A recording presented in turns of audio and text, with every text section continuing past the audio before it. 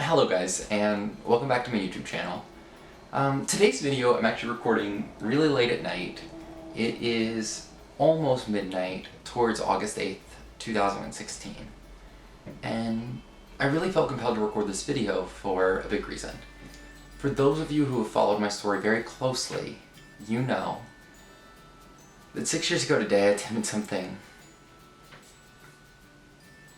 Did something. On August 8th, 2010, I drove my pickup truck into an electric pole going 75 miles an hour. I didn't do it because I was avoiding something. I didn't do it for any other reason than to take my own life.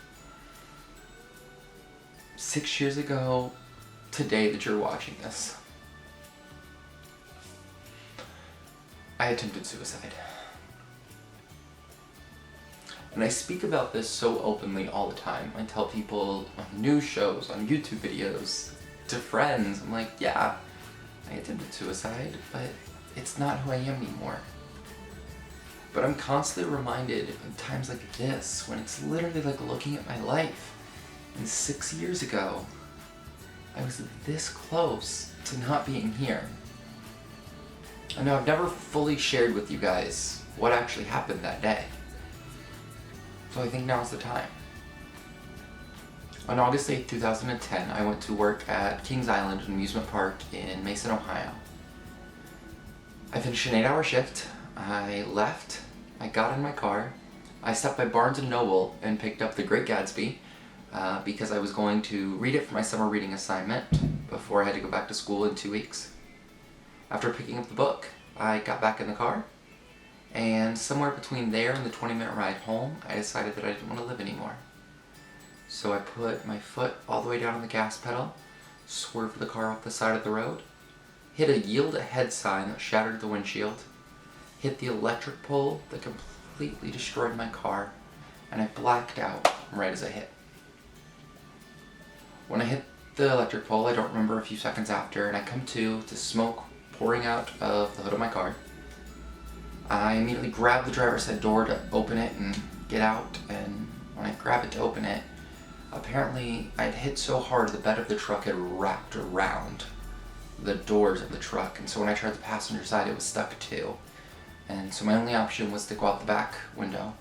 So I punched my way out the back window, and you probably can't see it from there, but I still have scars on the back of my hands that I honestly look at quite often that remind me of kind of the will I had to live even when I didn't think I had any will left to live. And I fought my way out of the back of the truck. I jumped from the bed of the pickup truck, and 7 to 9 of the most heroic everyday people I could possibly imagine came running to me. They were screaming for me to get away from the truck, and they were screaming to help me. And I couldn't tell you a single one of their names, and I hope if one of you out there on August 8, 2010 was at a car wash in Mason, Ohio and saved a young kid from a pickup truck, that you reach out to me. Because those 7 to 9 people took care of me. They rushed me over to the car wash. Someone was grabbing clothes out of her car and towels out of her car and were piling them on me to make sure I was okay. And they took care of me until the police came and the ambulance. And they rushed me to the hospital and they put me in tests. And I just remember crying, asking where my mom was. And they called my mom, and I told my mom, "Mom, I'm okay," and someone had just told her, "Your son's been in an accident, but he's alright." And she's crying and screaming, and all that is coming to my mind is, I can't tell them I attempted suicide. And I was so ashamed of how I was feeling, and the burden that had led me to attempting suicide, the fact that I was so worried about supporting my family and breaking their hearts by being gay, that I continued to lie about the struggle that I had just attempted and that I faced, that it built up further on me, and I continued the depression and that struggle and that battle, and I just wasn't being honest with myself, and I put my family through so much. On August 8, 2010, I attempted suicide. On what just ticked to August 8, 2016, approximately 2 minutes ago, I sit here before you as someone who, earlier yesterday, broke 20,000 Twitter followers. The day before, got verified on Twitter. I've accomplished so many things that seem menial. I don't want to give you the idea that Twitter followers give you value or that a blue checkmark gives you value. But so many things that I honestly never could have imagined for my life, or the chance to influence, impact, or make a difference, are now such a reality in my world. And if I had successfully completed my suicide on August 8, 2010, I wouldn't be here. I wouldn't have the chance to inspire. I wouldn't have the chance to just be sitting on my bed talking to this camera right now 6 years later. My family wouldn't have me. My friends wouldn't have me. And I wouldn't have made whatever impact I have or hope to in the world. Life is really hard. Life is really scary. Coming out is scary. But this world is so much better with you in it.